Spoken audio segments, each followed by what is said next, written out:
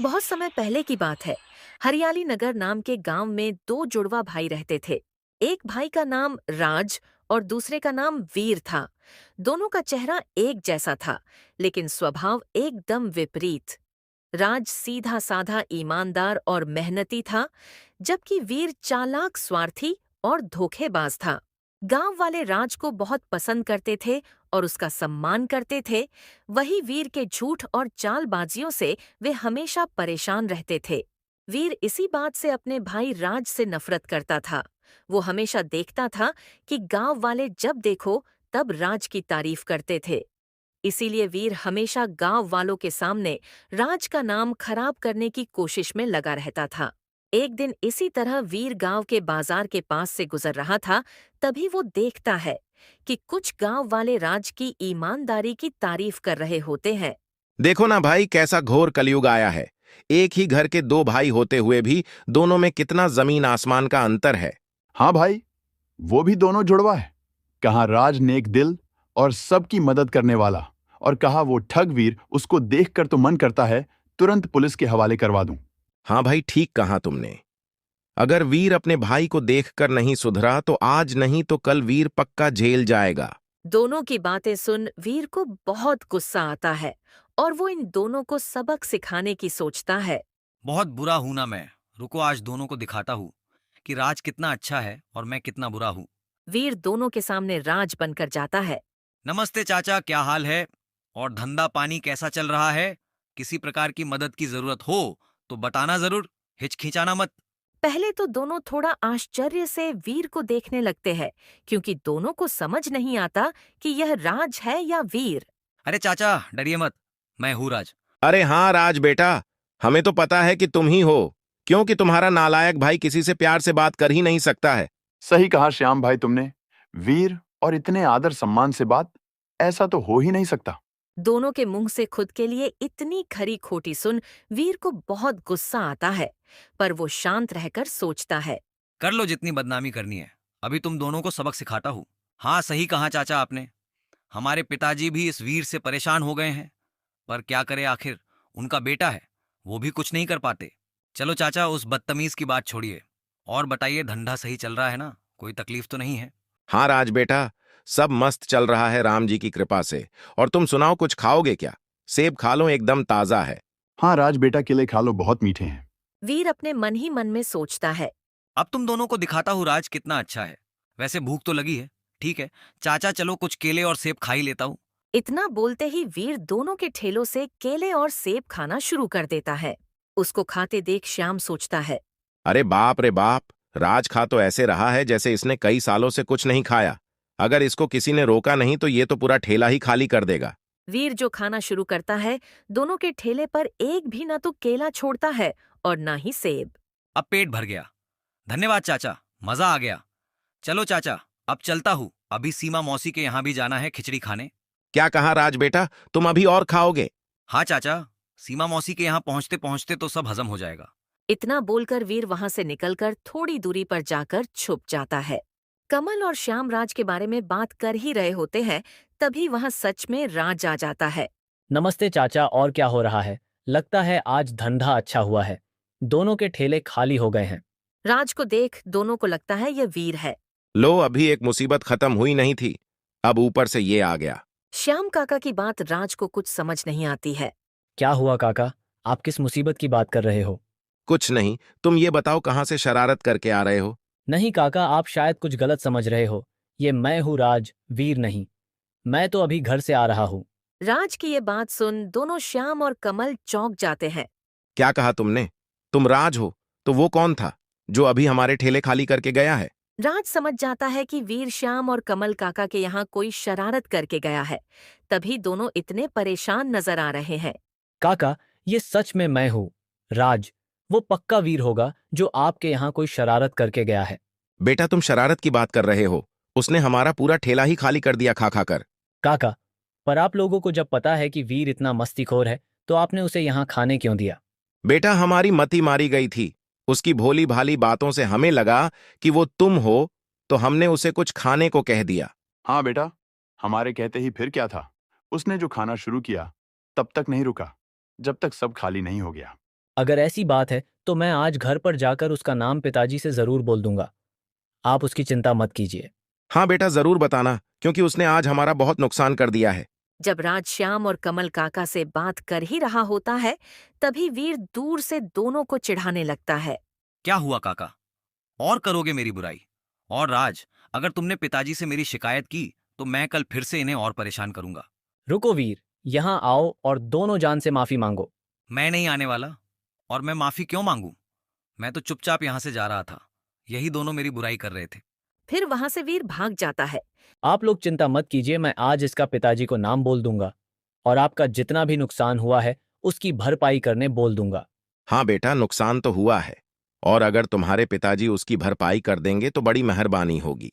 फिर राज भी वहां से अपने घर की तरफ निकल जाता है ताकि वो जाकर वीर की शिकायत कर सके। राज फटाफट अपने घर पहुंच जाता है और देखता है उसके पिताजी बिस्तर पर बैठकर कुछ सोच रहे हैं। पिताजी, आज फिर से वीर ने गांव वालों को परेशान किया है। अब क्या किया इस वीर ने? पिताजी, आज वीर ने मेरा नाम लेकर श्याम काका और कमल काका के सारे केले और सेब खा लिए और बाद में चिढ़ाकर वहां से भाग गया। अब क्या करूं मैं इस वीर का? जब देखो तब किसी न किसी को परेशान करता रहता है। हाँ पिताजी, आपको वीर को कोई सबक सिखाना चाहिए, वरना वो हर रोज किसी न किसी को परेशान करता रहेगा। आज उसने श्याम काका और कमल काका का जो नुकसान किया है उसका अब आपको नुकसान भरना पड़ेगा। वो तो भरना ही पड़ेगा बेटा, पर आज उसको आने दो, उसको इसकी सजा जरूर दूंगा। पिताजी बैठकर वीर का इंतजार करने लगते। थोड़ी देर बाद वीर घर आता है। वीर जब घर आता है तो पिताजी को इतना गुस्से में देख समझ जाता है कि राज ने उसका नाम बता दिया है। लगता है इस राज ने पिताजी को आज बाजार वाली बात बता दी है। अब तो पिताजी मुझे बहुत डांटेंगे।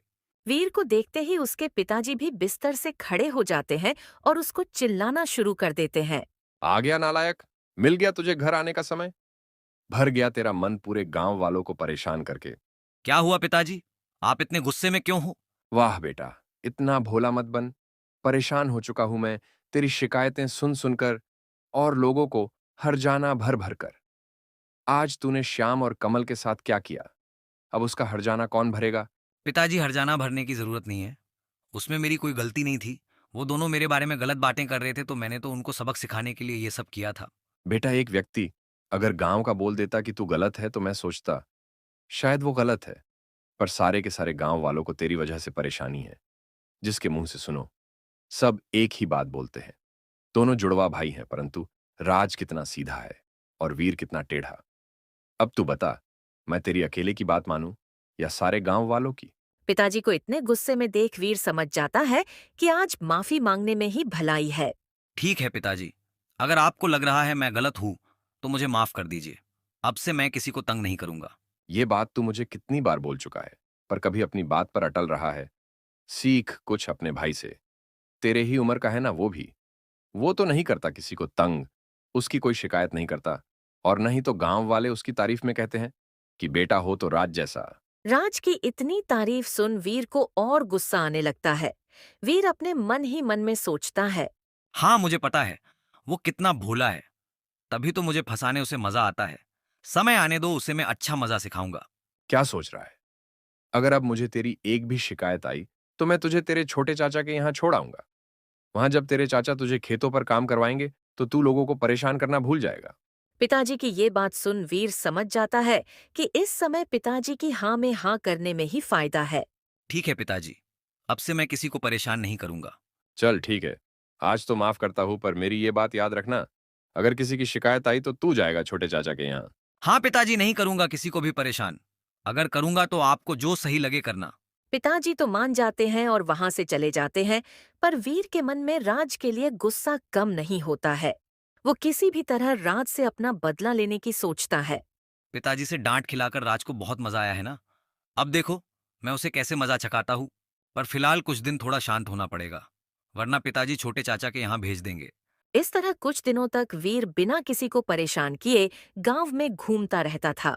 फिर कुछ दिनों बाद गिरिधर नाम का एक व्यापारी गांव में आता है, जिसे इस गांव में एक आभूषण की दुकान खोलनी थी और जिसे अपने लिए एक मेहनती और ईमानदार लड़का चाहिए था, जो उसके लिए उसके दुकान में काम कर सके। व्यापारी आते ही सबसे पहले गांव के मुखिया से मिलने जाता है ताकि वो उनसे गांव में दुकान खोलने की इजाजत ले सके। नमस्ते मुखिया जी, मेरा नाम गिरिधर है। मैं बगल वाले गांव से आया हूँ। मैं आपके गांव में आभूषण की दुकान खोलना चाहता हूँ। हाँ, क्यों नहीं गिरिधर बेटा, ये तो काफी अच्छा रहेगा। इससे तो हमारे गांव वालों को भी काफी फायदा होगा। हाँ तो मुखिया जी, मुझे गांव के बाजार में कोई जगह दिला देते तो काफी अच्छा होता। ठीक है, मैं तुम्हें गांव के बाजार में एक दुकान दिलवा देता हूँ। मुखिया जी, मुझे आपकी एक और मदद चाहिए थी। हाँ, बोलो ना बेटा, किस प्रकार की मदद की जरूरत है तुमको? मुखिया जी, आप मुझे दुकान के लिए जगह तो दिलवा रहे हो सके तो भरोसेमंद और मेहनती लड़का भी बता दीजिए जो मेरे दुकान में काम कर सके। ईमानदार और मेहनती शब्द सुनते ही मुखिया के दिमाग में राज का ख्याल आ जाता है। हाँ, क्यों नहीं बेटा, हमारे गांव में एक लड़का है राज नाम का, जो तुम्हारे दुकान पर काम करने के लिए सबसे अच्छा रहेगा। पर मुखिया जी, राज भरोसेमंद रहेगा ना काम करने के लिए, क्योंकि सोने चांदी के आभूषण के बीच काम करना है। हाँ बेटा, तुम उसकी फिक्र मत करो, पूरे गांव में उसके इतना भरोसेमंद लड़का तुमको नहीं मिलेगा। ठीक है मुखिया जी, अगर आपको सही लग रहा है तो जरा मेरे तरफ से बात कर लीजिए राज से इस सिलसिले में। ठीक है गिरिधर बेटा, मुझे राज जैसे ही मिलता है, मैं उससे तुम्हारी दुकान में काम करने के बारे में पूछ लूंगा। गिरिधर मुखिया को धन्यवाद कह के वहां से चला जाता है। फिर क्या था, मुखिया गिरिधर के दुकान के बारे में बात करने बाजार की तरफ चला जाता है। जब मुखिया बाजार की तरफ जा रहा होता है, तभी वो वहां झाड़ के नीचे राज को बैठा देखता है। राज को देख मुखिया सोचता है, चलो अच्छा है, राज मुझे यही मिल गया, जाकर उससे गिरिधर के दुकान में काम करने के बारे में बात कर लेता हूँ। मुखिया राज से बात करने उसके पास पहुंच जाता है। राज बेटा, क्या तुम आभूषण की दुकान पर काम करोगे? यहाँ मुखिया से भी एक गलती हो गई थी। उसने वीर को राज समझ लिया था। मुखिया की ये बात सुन वीर पहले कुछ भी जवाब नहीं देता और थोड़ी देर सोचने लगता है। लगता है मुखिया काका ने मुझे राज समझ लिया है। चलो पहले इनकी पूरी बात सुन लेता हूँ। अगर मेरे कुछ काम की बात रही तो मैं इन्हें नहीं बताऊंगा कि मैं वीर हूं। बोलो बेटा राज, क्या सोच रहे हो? बड़ा ही अच्छा मौका है। अपने गांव में गिरिधर नाम का एक व्यापारी आभूषण की दुकान खोलने वाला है और उसे अपने दुकान पर काम करने के लिए कोई भरोसेमंद और मेहनती लड़का चाहिए था। तो मैंने उसे तुम्हारा नाम बोल दिया है।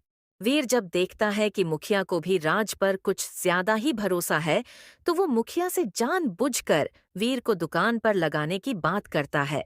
मुखिया काका, फिलहाल मेरी थोड़ी तबीयत खराब चल रही है। आप बोलो तो मैं वीर को बोल देता हूँ, वो आ जाएगा दुकान पर काम करने। नहीं बेटा, कहीं तुम पगला तो नहीं गए हो? गलती से भी उस वीर को मत बोल देना। उसके भरोसे तो मैं मेरे घर की बकरी को भी ना छोड़ूं, और तुम उसको आभूषण की दुकान पर काम पर लगाने बोल रहे हो। अपनी ऐसी बुराई सुन वीर को बहुत गुस्सा आता है, पर वो फिर भी कुछ नहीं बोलता। देखो बेटा राज, अगर तुम करना चाहते हो तो बोलो, वरना मैं किसी और को बोल देता हूं। देखो बेटा, आभूषण की दुकान है, यानी तुम्हें वो व्यापारी वेतन भी अच्छा देगा। इस समय वीर मुखिया को सबक सिखाने का सोचने लगता है। एक काम करता हूं, मैं अभी मुखिया काका को हाँ बोल देता हूँ और राज को किसी तरह शहर भेज देता हूँ। और जैसे ही व्यापारी के यहाँ काम पर जाऊंगा, उसके यहाँ से उसका सारा सामान लेकर भाग जाऊंगा। इससे मेरा भी फायदा हो जाएगा और जब पुलिस को बुलाया जाएगा तो पुलिस राज को पकड़ लेगी। और जब तक राज उनको सारी सच्चाई बताएगा, तब तक मैं गांव छोड़ कहीं दूर भाग जाऊंगा। ठीक है काका, मुझे मंजूर है।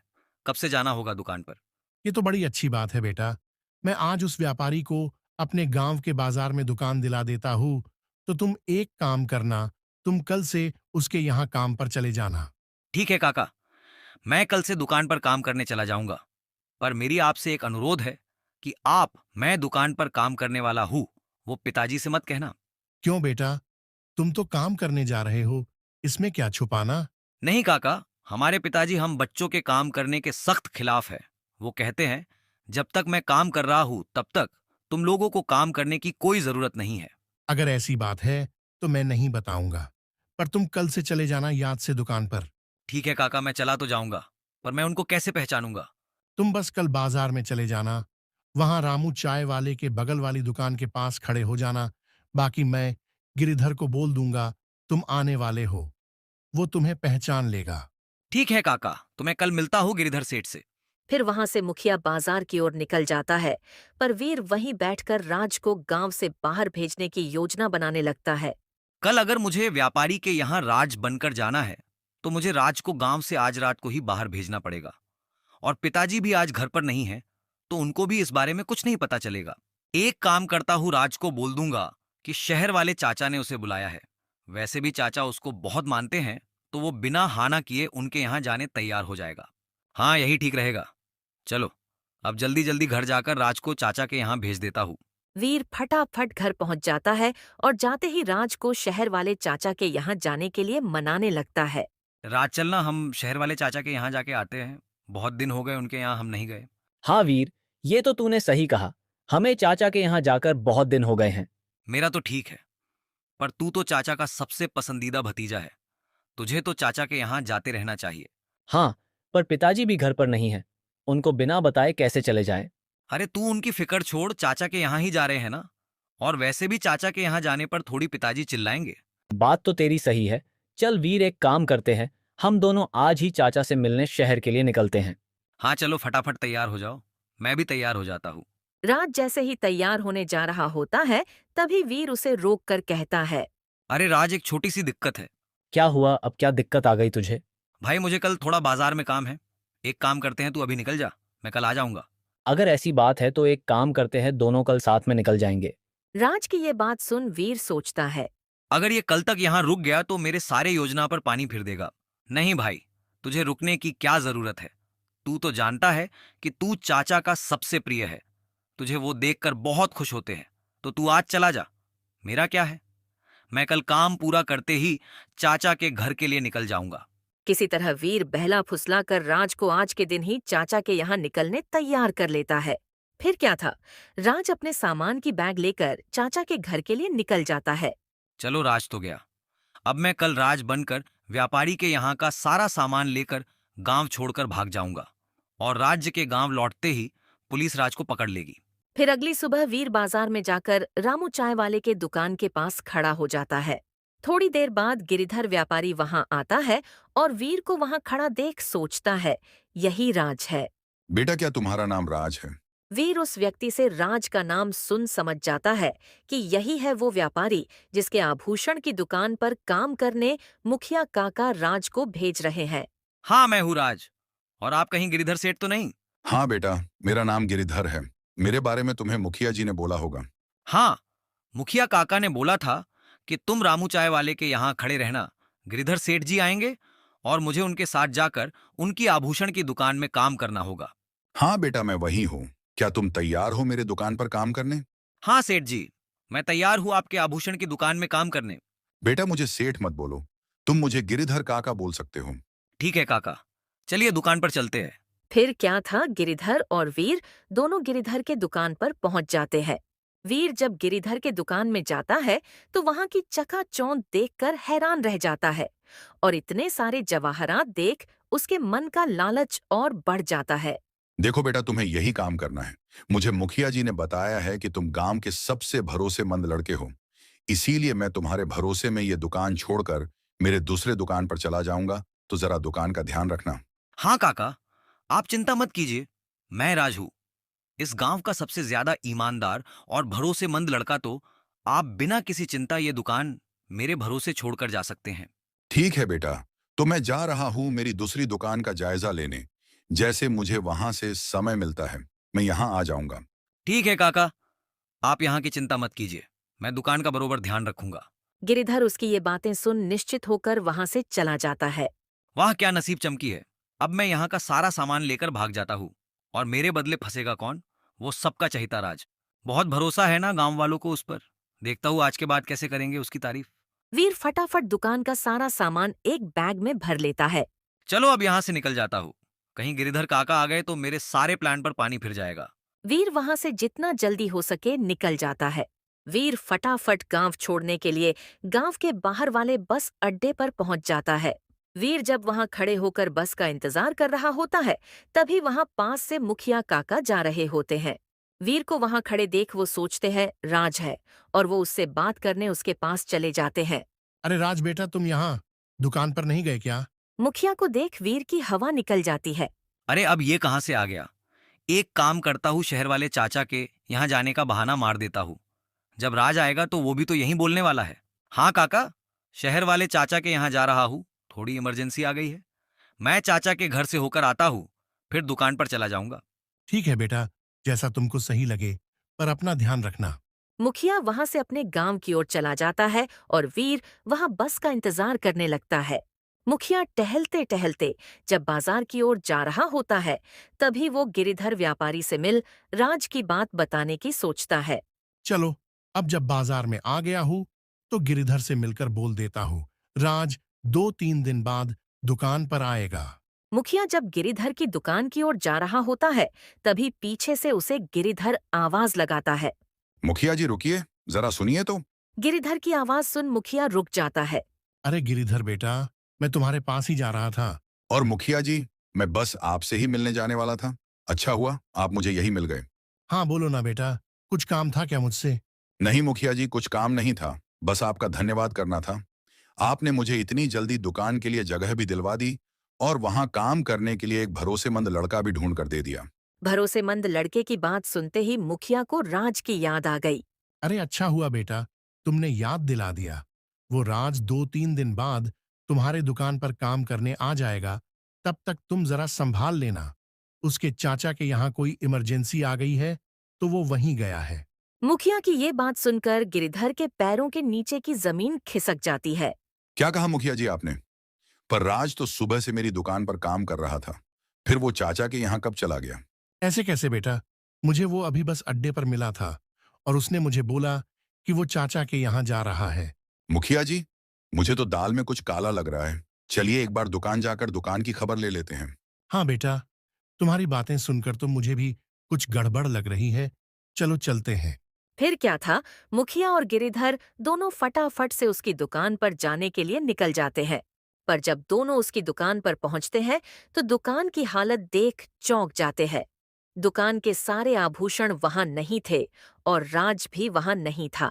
दुकान की ऐसी हालत देख गिरिधर सर पकड़कर रोने लगता है। मैं तो लुट गया, बर्बाद हो गया। ये कैसा भरोसेमंद लड़का था मुखिया जी तुम्हारा, जिसने मेरी दुकान के सारे आभूषण ही गायब कर दिए। अब आप बताओ मैं क्या करूं? बेटा, ऐसा नहीं हो सकता। राज ऐसा नहीं कर सकता। मुझे यकीन ही नहीं हो रहा है। मुखिया जी आपको विश्वास करना होगा, राज ही ने ये सब किया है। मैं सुबह सुबह ही उसे ये दुकान सौंप कर अपने दूसरे दुकान पर गया था। पर मैंने तो राज को बस स्टैंड पर देखा था। मुखिया जी आपने उसे बस अड्डे पर कब देखा था? बस अभी कुछ देर पहले। आपने उसे अभी देखा था, पर मैं उसे दुकान पर सुबह लाया था। यानी वो दुकान का सारा सामान लेकर गांव छोड़कर भाग गया। गिरिधर फिर से सर पकड़कर रोने लगता है और उसे रोते देख मुखिया उसे दिलासा देने की कोशिश करता है। अरे रो मत बेटा, अगर राज सही में सारे आभूषण लेकर भाग गया है, तो वो तुम्हारे रोने से नहीं वापस आ जाएंगे। मुखिया की बात सुन गिरिधर रोना बंद कर देता है। तो फिर आप ही बता दीजिए मैं क्या करूं, मुझे तो कुछ नहीं समझ रहा है। सबसे पहले तो एक काम करते हैं, राज के घर चलकर उसके पिताजी से बात करते हैं इस बारे में। फिर क्या था, मुखिया और गिरिधर दोनों फटाफट से राज के घर के लिए निकल जाते हैं। दोनों जब राज के घर पर आते हैं तो देखते हैं कि राज के पिताजी सो रहे होते हैं और उसको इतना शांति से सोता देख मुखिया जोर से चिल्लाता है। विकास उठ और देख, तेरे बेटे ने ये क्या कर दिया। उठ जल्दी। मुखिया के इतना जोर से चिल्लाने की वजह से राज के पिताजी विकास उठ जाता है। हाँ मुखिया जी बोलिए, क्या हुआ? इतने जोर से क्यों चिल्ला रहे हो? अब किस मुंह से बोलूं कि क्या किया है तुम्हारे लड़के ने? मुखिया की ये बात सुन उसे लगता है कि वीर ने फिर से कोई शरारत की है। अब क्या कर दिया इस वीर ने? मुखिया जी मैं उसकी तरफ से माफी मांगता हूँ और जो कुछ हर्जाना है वो भी भरने को तैयार हूँ। इस बार वीर ने कुछ नहीं किया। जो भी किया सब राज ने किया है, और जो किया है उसका हर्जाना तो तुम शायद अपने सारी जमा पूंजी और अपना यह घर और खेती बाड़ी बेच दोगे तो भी नहीं भर पाओगे। क्या कहा आपने? राज ने कुछ किया है? मैं मान ही नहीं सकता हूँ। पहले मुझे भी यही लग रहा था कि राज ऐसा नहीं कर सकता है, पर मैं खुद अपनी आंखों से देखकर आ रहा हूं जो राज ने किया है। ऐसा क्या किया है राज ने मुखिया जी? बेटा, ये जो मेरे साथ खड़े हैं, इनका नाम गिरिधर है। इन्होंने आज ही हमारे गांव में आभूषण की दुकान खोली थी और मेरे बोलने पर उन्होंने राज को वहां काम करने रखा था और उसने आज ही दुकान से सारे आभूषण की चोरी कर ली और गांव छोड़कर भाग गया। पर यह कब हुआ? कल जब मैं सुबह अपने दोस्त के यहाँ जा रहा था, तभी तो राज मेरे साथ ही घर पर था। तभी तो उसने मुझे इस बारे में कुछ नहीं कहा। वो राज मुझे कल दोपहर को मिला था, तभी मैंने उसे इनकी दुकान पर काम करने का कहा था और राज ने मुझे तुम्हें ये बात बताने से मना किया था। पता नहीं मुखिया जी, पर मैं आज सुबह ही आया हूँ दोस्त के यहाँ से। पर जब मैं आया तो घर पर ना तो राज था और ना ही वीर। आने दो उसे घर पर। अगर उसने सच में ये किया है तो उसको मैं खुद पुलिस वालों के हवाले कर दूंगा। कहाँ से दोगे उसे तुम पुलिस वालों को? वो तो गांव छोड़कर भाग गया। क्या कहा आपने? राजगांव छोड़कर भाग गया? अब यह कब हुआ? जब मैं सुबह गांव के बाहर वाले बस अड्डे से गुजर रहा था, तभी मैंने उसे वहां देखा था, बस का इंतजार करते हुए। तो आपने उसे तभी क्यों नहीं पकड़ लिया? तब तक मुझे भी ये सब नहीं पता था। मुझे भी ये गांव में आकर पता चला। पर कम से कम आपने उसे पूछा तो होगा कि वो कहाँ जा रहा है। हाँ, मैंने पूछा था उसे, तो उसने मुझे कहा कि वो शहर वाले चाचा के यहाँ जा रहा है। उनके यहाँ कुछ इमरजेंसी आ गई है। क्या कहा भैया कि यहाँ इमरजेंसी? रुको, मैं अभी उनको फोन करके पूछता हूँ कि राज वहां आया है क्या। विकास तुरंत अपने भाई के यहाँ फोन लगाता है और राज के वहां होने की बात सुन वो गुस्सा हो जाता है और उसे जल्द से जल्द घर भेजने कहता है। क्या हुआ विकास? सही थे ना हम? वो तुम्हारे भाई के यहाँ है ना? हाँ मुखिया जी, वो है तो वहीं पर। मैंने उसे बुला लिया है। उसके आते ही सब दूध का दूध और पानी का पानी हो जाएगा। हाँ बेटा, हमें भी उसका ही इंतजार है। देखते हैं वो आता भी है या नहीं। राज का इंतजार करते करते रात हो जाती है और अब गिरिधर के सब्र का बांध टूट जाता है। मुखिया जी, मुझे नहीं लग रहा अब वो आएगा। जिसने इतने सारे आभूषण की चोरी की हो वो लौट कर आए। इतना बड़ा बुद्धू भी कोई हो सकता है क्या? नहीं, मुझे उम्मीद है राज आएगा। मेरा बेटा ऐसा नहीं कर सकता। मुझे उस पर खुद से ज्यादा भरोसा है। देखिए भाई, मैं आपका भरोसा लेकर क्या करूंगा? मुझे मेरे आभूषण चाहिए। हाँ गिरिधर सेठ, इतनी देर रुके हो, थोड़ी देर और रुक जाओ। मुझे पूरा यकीन है राज आएगा। हाँ गिरिधर बेटा, जब इतना रुके हो तो थोड़ी देर और रुक जाओ। विकास, एक काम कर, अपने भाई के यहाँ फोन करके देख राज वहां से निकला या नहीं। जी मुखिया जी, अभी करता हूँ। विकास जब अपने भाई को फोन करता है तो वो कहता है कि राज तो उसी समय निकल गया था। क्या हुआ बेटा? क्या कहा तुम्हारे भाई ने? मुखिया जी, भैया तो कह रहे हैं कि राज तो मेरे फोन करते ही निकल गया था। तो अब तक क्यों नहीं आया? कहीं भाग तो नहीं गया? मुखिया जी, आपको अभी भी लग रहा है? मैं आपको कब से कह रहा हूं कि वो अब नहीं आने वाला है। हमें अब पुलिस में जाकर उसकी रपट लिखवानी पड़ेगी। पुलिस का नाम सुनकर तो विकास की हालत खराब हो जाती है। नहीं गिरिधर सेठ, ऐसा मत कीजिए। मुझे थोड़ा और समय दीजिए। मैं किसी भी तरह खुद उसे ढूंढकर कल सुबह तक आपकी दुकान पर ले आऊंगा। नहीं, मैं अब और नहीं रुक सकता। मुझे किसी भी तरह मेरे आभूषण चाहिए। मैं तो जा रहा हूं पुलिस के पास। विकास मदद के लिए मुखिया काका से निवेदन करने लगता है। काका, अब आप ही सेठ को समझाइए और मुझे कल सुबह तक का समय दिलवा दीजिए।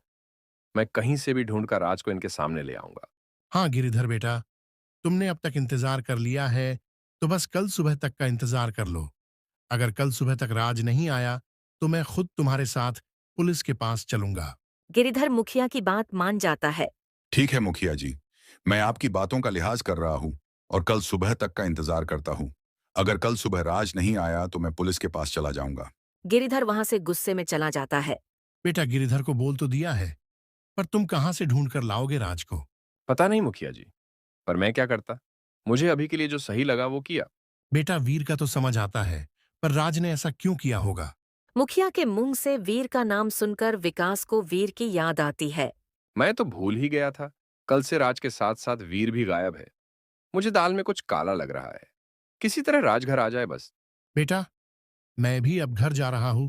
बस भगवान से ये दुआ करना कि राज किसी भी तरह सुबह तक आ जाए, क्योंकि उसके आने के बाद ही जान पाएंगे कि दाल में क्या काला है। ठीक है मुखिया जी। फिर मुखिया वहां से चला जाता है और विकास परेशान होकर वहीं बैठ जाता है। हे भगवान, किसी भी तरह सुबह तक राज को घर पहुंचा दो।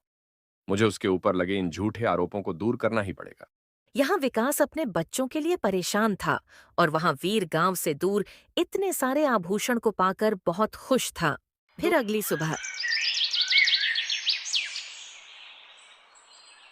फिर अगली सुबह जब विकास अपने बच्चों के लिए परेशान होकर घर के बाहर यहाँ वहाँ टहल रहा होता है, तभी उसे पीछे से राज आवाज लगाता है। पिताजी क्या हुआ? आपने मुझे चाचा के यहाँ से इतने जल्दी में क्यों बुला लिया? और आप इतने परेशान क्यों हैं? राज को अपने आंखों के सामने देखकर विकास तो फूला नहीं समाता। कहाँ रह गया था बेटा तू? मैं तो डर गया था कि कहीं सच में तो तू चोरी करके नहीं भाग गया। राज चोरी की बात सुन थोड़ा आश्चर्य में पड़ जाता है, क्योंकि अभी तक उसे इस बारे में कुछ नहीं पता था।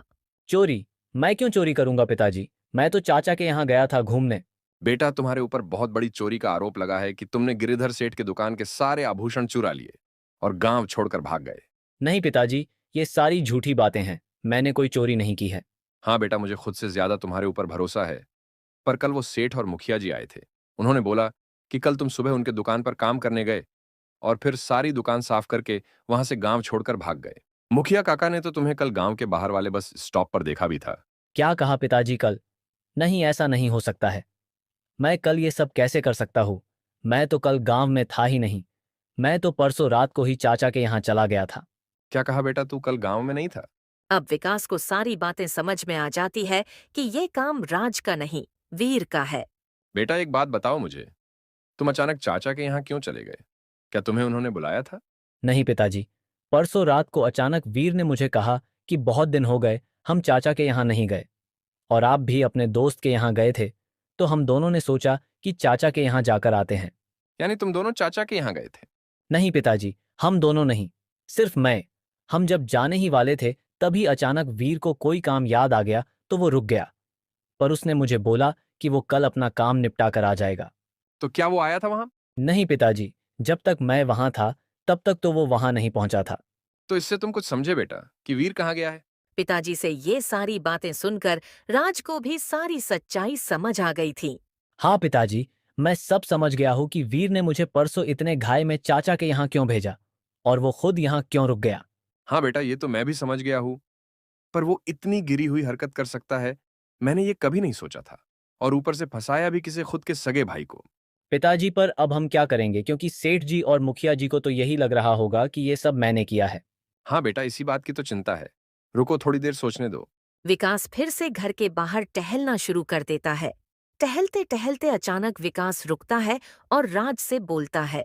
बेटा, अब हमारे पास एक ही तरीका है तुम्हें बचाने का। वो कौन सा तरीका है पिताजी?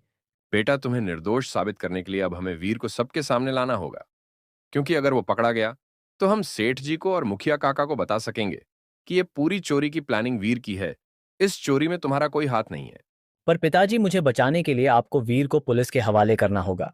बेटा, अगर आज मैं उसे पुलिस के हवाले नहीं करूंगा तो आगे वो इससे भी बड़ा गुनाह करेगा। इसलिए अब उसे सजा दिलाना जरूरी हो गया है। पर यह सब करने से पहले हमें मुखिया काका के यहाँ जाना होगा ताकि हम उनको ये सारी खिचड़ी समझा सके। ठीक है पिताजी, चलिए चलते हैं। फिर क्या था, राज और विकास दोनों मुखिया के घर के लिए निकल जाते हैं। दोनों जब मुखिया के घर पहुंचते हैं तो देखते हैं कि मुखिया भी अपने घर के बाहर बिस्तर पर बहुत गहरी चिंता में बैठा होता है। मुखिया काका, मैं आ गया हूँ राज को लेकर।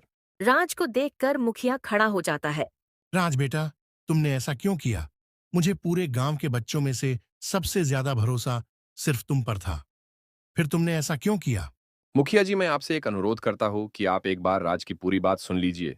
वो आपसे कुछ कहना चाहता है। बोलो राज बेटा, क्या बोलना है तुम्हें? मुखिया काका, मैंने कोई चोरी नहीं की है। ये सब वीर ने किया है। कल जब ये चोरी हुई थी तब मैं गांव में था ही नहीं। ये कैसे हो सकता है? गिरिधर तुम्हें खुद सुबह सुबह अपने दुकान पर काम करने ले गया था और मैंने भी तुम्हें कल गांव के बस अड्डे पर देखा था। वो मैं नहीं था काका, क्योंकि मैं परसों रात को ही अपने चाचा के यहाँ चला गया था। अगर आप चाहे तो हम चाचा को यहाँ बुला लेते हैं। और तो और, मुझे खुद वीर ने परसों रात को चाचा के यहाँ जबरदस्ती भेजा था और खुद यहाँ रुक गया ताकि वो मेरा नाम लेकर ये चोरी कर सके। ये सब वीर ने किया है मेरा नाम लेकर। उसे मेरा नाम लेकर बदमाशी करने बहुत मजा आता था। वो पहले भी गांव के अलग अलग लोगों को परेशान कर चुका है मेरा नाम लेकर। राज की ये बात सुनकर मुखिया पूरा भ्रमित हो जाता है। पर बेटा, अब तुम्हें ये साबित करके दिखाना होगा कि ये सब वीर ने किया है, तुमने नहीं। हाँ मुखिया जी, हम यही साबित करने यहाँ आपके पास आए हैं। पर सबसे पहले हमें आपसे और सेठ जी से मिलकर ये सारी खिचड़ी बताना था जो वीर बना कर गया है, ताकि वो राज को अपने जगह फंसा सके। विकास बेटा, तो क्या तुमने कुछ सोचा है राज को निर्दोष साबित करने के लिए? हाँ मुखिया जी, मेरे पास एक तरकीब तो है, पर इसके लिए मुझे आपकी और सेठ जी की मदद लगेगी। बेटा, अगर राज सच में निर्दोष है तो उसे बचाने के लिए मैं तो तुम्हारा पूरा साथ दूंगा, पर मुझे एक बार गिरिधर से बात कर लेने दो। मुखिया जी, आप सेठ जी को यहाँ बुला लो और मैं जैसा जैसा आपको बोलता हूँ, आप उनको वही सब बोलो। तब तक मैं और राज आपके घर में रुकते हैं, क्योंकि अगर उन्होंने राज को देखा, तो वो इसे कहीं पुलिस को ना पकड़वा दें। ठीक है बेटा, बताओ क्या बोलना है गिरिधर को? मुखिया जी, आप सेठ जी को फोन करके यहाँ बुला लो। तब तक मैं मेरे भाई को बुला लेता हूँ, क्योंकि वो भी एक बहुत बड़ा सबूत है जो जानता है कि जब चोरी हुई, उस वक्त राज यहाँ नहीं था। ठीक है बेटा, मैं गिरिधर को फोन करता हूँ और तुम अपने भाई को जितना जल्दी हो सके यहाँ बुला लो। और हाँ, हो सके तो वीर को भी पकड़ना होगा, क्योंकि अगर वीर नहीं पकड़ाया तो चोरी का सामान नहीं मिलेगा, और जब तक सामान नहीं मिलेगा, हम कितने भी गवाह क्यों ना पेश कर दे, पुलिस वाले राज को ही मुजरिम समझेंगे। हाँ मुखिया जी, आप सेठ जी को बुलाइए और मैं जैसे जैसे कहूंगा उन्हें बस वो करने मना लीजिए। वीर खुद ब खुद गांव लौट कर आ जाएगा। विकास मुखिया को क्या क्या करना है वो सारी बातें बता देता है। ठीक है बेटा, मैं सब समझ गया। अब मैं गिरिधर को यहाँ बुला रहा हूँ, तुम दोनों अंदर जाकर छुप जाओ। फिर क्या था, मुखिया गिरिधर को फोन करता है और विकास अपने भाई को। विकास अपने भाई को फोन करने के बाद राज के साथ मुखिया के घर के अंदर चला जाता है। कुछ समय बाद गिरिधर मुखिया के यहाँ आता है। आओ बेटा, मुझे तुमसे कुछ जरूरी बात करनी थी, इसलिए मैंने तुम्हें यहाँ बुला लिया। मुखिया जी, मुझे तो आपके यहाँ आना ही था।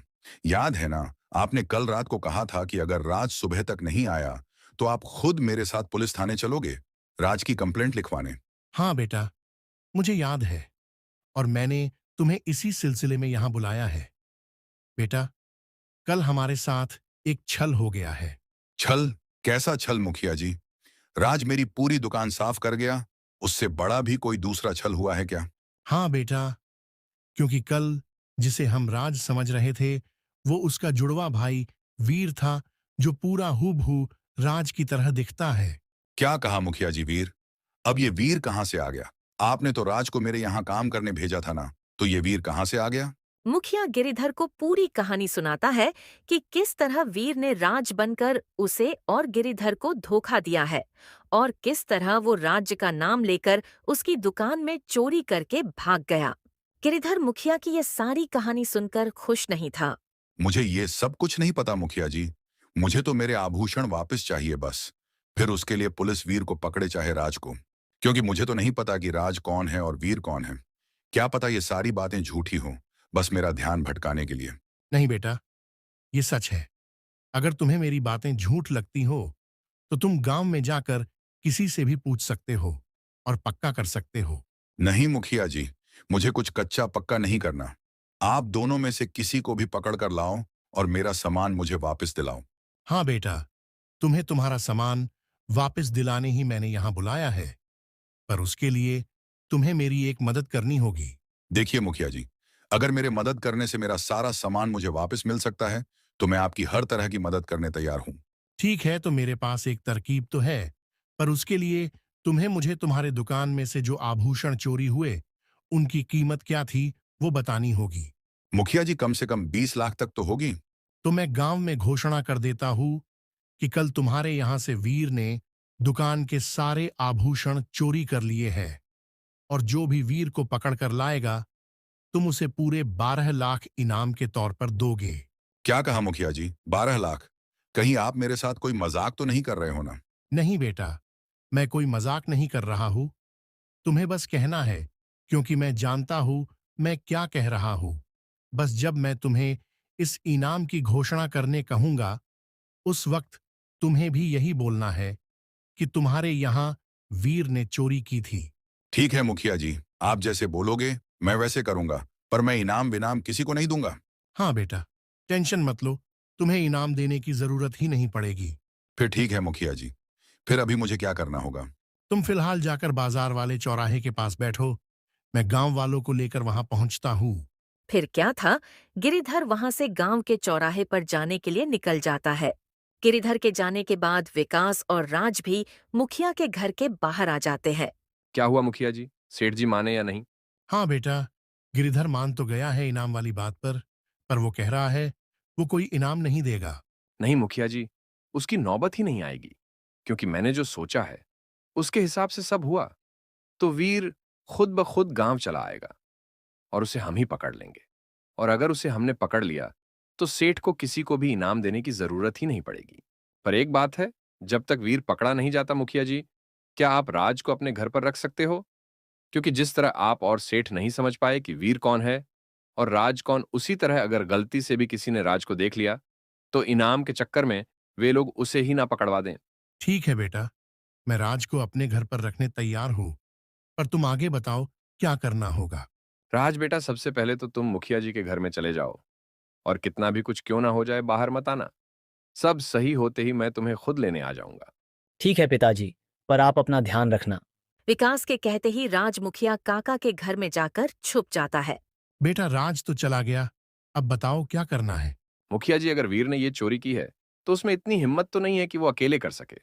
जरूर गांव में कोई ना कोई तो होगा जिसने उसमें इसकी मदद की होगी। नहीं बेटा, ऐसा कैसे हो सकता है। कल मैंने वीर को अकेले ही देखा था, बस अड्डे पर उसके साथ में तो कोई नहीं था। हाँ मुखिया जी, यही तो अच्छा हुआ हमारे लिए।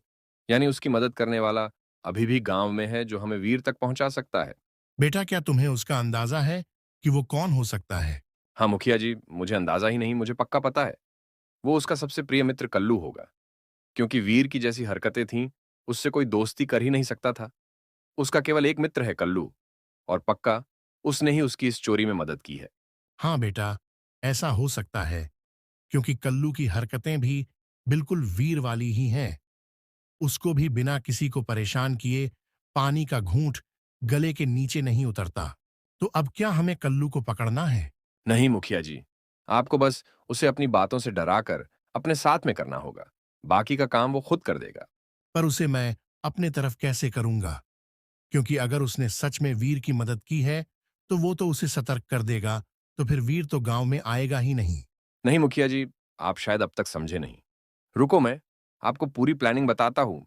विकास मुखिया को पूरी तरकीब बताता है जिससे वो कल्लू को डरा सके और उसे अपने साथ मिलाकर वीर को किसी भी तरह गांव बुलाने पर मजबूर कर दे। विकास की तरकीब सुनकर मुखिया बहुत खुश होता है। वाह विकास बेटा, क्या तरकीब निकाली है तुमने। इससे तो सांप भी मर जाएगा और लाठी भी नहीं टूटेगी। हाँ मुखिया जी, अब सब आप पर है। आप बस किसी भी तरह कल्लू को अपने तरफ कर लेना बस। उसके मदद के बिना हम वीर को नहीं पकड़ पाएंगे, और अगर वीर पकड़ा नहीं गया तो हम राज को निर्दोष नहीं साबित कर सकेंगे। नहीं बेटा, अब तुम्हें चिंता करने की कोई जरूरत नहीं है। मैं हूं ना, मैं सब संभाल लूंगा। बस तुम यहां रुककर राज का ध्यान रखना। पहले मैं गांव में इनाम की घोषणा कर देता हूं, फिर जाकर उस कल्लू से मिलता हूं। ठीक है मुखिया जी, मैं यही रुकता हूँ। मुखिया भी फटाफट से गांव के चौराहे पर पहुंच जाता है और सभी गांव वालों को भी बुला लेता है। सुनो सुनो सुनो, ये जो सेठ मेरे बगल में खड़े हैं, उनका नाम गिरिधर है, जिन्होंने कल ही हमारे गांव में सुनार की दुकान खोली थी। पर दुख की बात है कि हमारे ही गांव के एक लड़के ने इनके यहाँ चोरी कर ली है, और उस लड़के का नाम वीर है। ये बात सुनकर सभी गांव वाले आपस में बातचीत करना शुरू कर देते हैं। रुको भाइयों, पहले सभी लोग एक बार सेठ की बात सुन लो। उन्हें आप सबसे कुछ कहना है। बोलो गिरिधर बेटा, क्या बोलना है तुम्हें गांव वालों से। देखो भाइयों, आप सबसे कुछ ज्यादा नहीं कहूंगा। मुझे बस इतना कहना है कि वीर ने मेरे यहां से जो चोरी किया है वो सामान पूरे 20 लाख का था। तो मैं ये घोषणा करता हूं कि जो वीर को पकड़ कर लाएगा उसे मैं पूरे 12 लाख इनाम में दूंगा। और हो सके तो ये घोषणा दूर दूर तक पहुंचा दो। गिरिधर की ये घोषणा सुन पूरे गांव वाले तो जैसे पागल से हो जाते हैं, क्योंकि वीर को बस पकड़ने के उनको 12 लाख मिलने वाले थे। ठीक है, तो भाइयों खड़े क्या हो, जाओ, जितनी जल्दी हो सके उस चोर वीर को पकड़कर सेठ को सौंप दो, और अपने हिस्से के 12 लाख इनाम के सेठ से ले जाओ। फिर क्या था, सारे गांव वाले वहां से निकलकर सेठ की घोषणा को हर जगह फैलाने निकल जाते हैं। मुखिया जी, जैसा आपने बोला था मैंने वैसे कर दिया। अब मुझे क्या करना होगा। अब तुम्हें कुछ करने की जरूरत नहीं है बेटा, बस थोड़ा सा इंतजार करो। देखो कैसे वीर को हम तुम्हारे सामने लेकर आते हैं। ठीक है मुखिया जी, जितना जल्दी हो सके उसे पकड़ लीजिए और मेरा सामान मुझे वापस दिला दीजिए। फिर क्या था, गिरिधर अपने दुकान की तरफ निकल जाता है और मुखिया कल्लू के घर के लिए निकल जाता है। और यहाँ दूसरी तरफ सेठ की इनाम की घोषणा पूरे गांव में आग की तरह फैल जाती है। हर जगह बस इसकी ही बात चल रही होती है। और वही मुखिया भी कल्लू से मिलने उसके घर पहुंच जाता है। और बेटा कल्लू, क्या हो रहा है? सब ठीक तो है ना? कल्लू मुखिया को देख थोड़ा डर जाता है, क्योंकि आज तक मुखिया कभी उससे मिलने उसके घर नहीं गया था। हाँ मुखिया जी, सब मस्त है। और आप अचानक यहाँ मेरे घर पर? कुछ काम था क्या? बेटा, तुम्हें तो पता ही होगा कि मैं तुमसे मिलने क्यों आया हूँ। नहीं मुखिया जी, मुझे नहीं पता। बोलिए आप क्यों आए हो? मुझसे कोई काम है तो बताओ।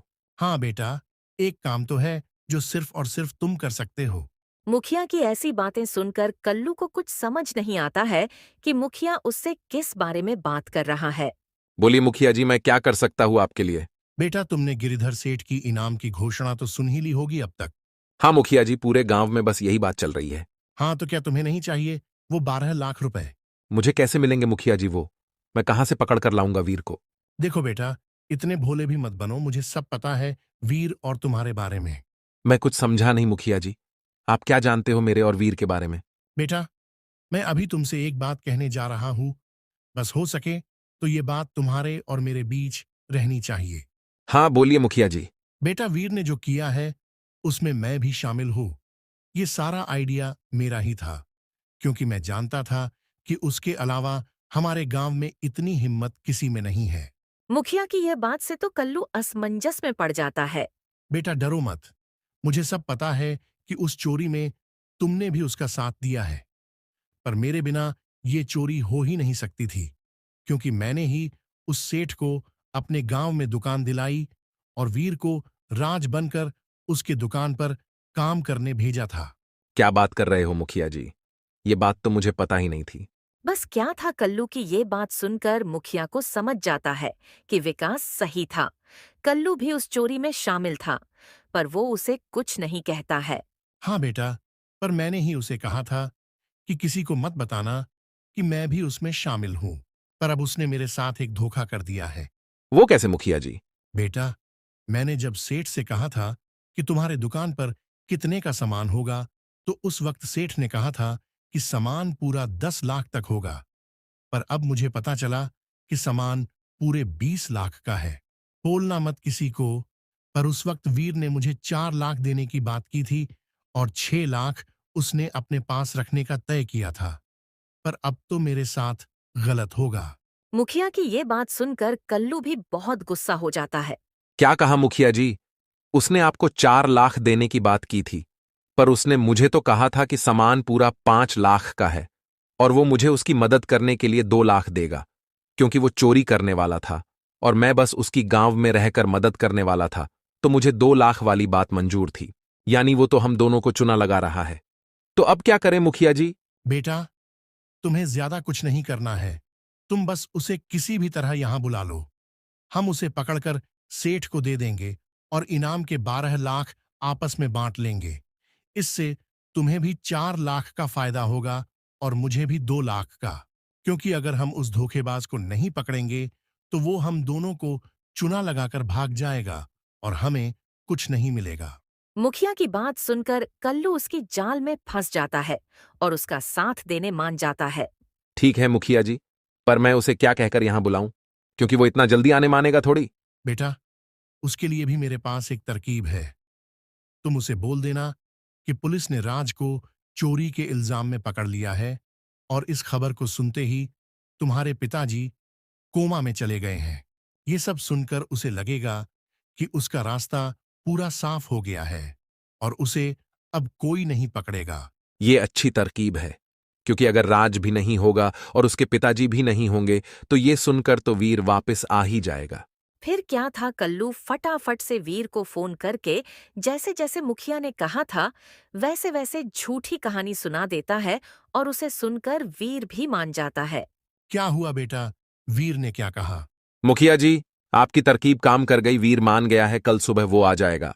बेटा, तो एक काम करना, तुम उसे लेने बस अड्डे पर चले जाना, पीछे से मैं और सेठ आ जाएंगे। हम उसे पकड़कर सेठ को वहीं सौंप देंगे और अपना अपना इनाम सेठ से वहीं ले लेंगे। हाँ, ये सही रहेगा मुखिया जी।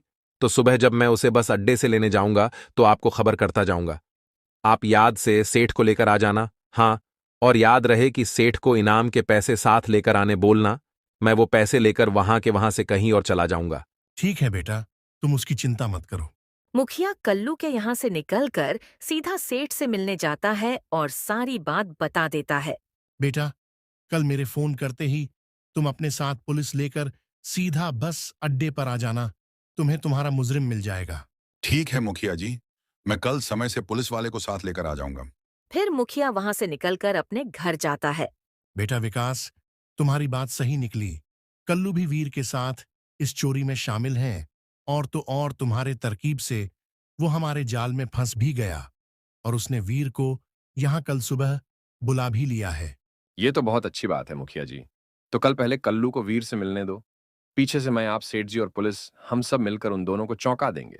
ठीक है बेटा, मुखिया जी, हो सके तो कल तक मुझे और राज को आपके यहाँ रहने दीजिए। इसमें कहना क्या है बेटा, तुम दोनों यहाँ रुक सकते हो। फिर अगली सुबह सुबह कल्लू बस अड्डे पर जाकर वीर का इंतजार करने लगता है। फिर कुछ समय बाद बस आती है और उस बस से वीर नीचे उतरता है। अरे कल्लू, तू यहाँ इतनी जल्दी आ भी गया? बस क्या भाई, तेरी वजह से मैं इतना मालामाल होने वाला हूं तो मेरा आना तो बनता ही है। वीर को कल्लू की बातें कुछ नहीं समझ आती है। यहाँ दोनों आपस में बात कर ही रहे होते हैं तो एक तरफ से सेठ और मुखिया आते हैं और दूसरी तरफ से विकास और पुलिस वाले आते हैं। इन सब को देखकर तो वीर के साथ साथ कल्लू भी डर जाता है।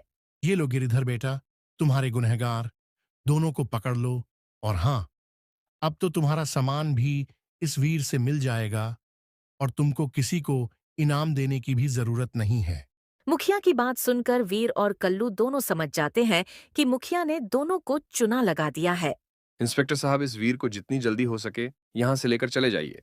अपने पिता की ये बात सुनकर वीर अपने पैरों पर गिरकर गिड़गिड़ाने लगता है, पर पुलिस वाले उसे और कल्लू दोनों को पकड़कर अपने साथ ले जाते हैं और उनके साथ सेठ भी चला जाता है।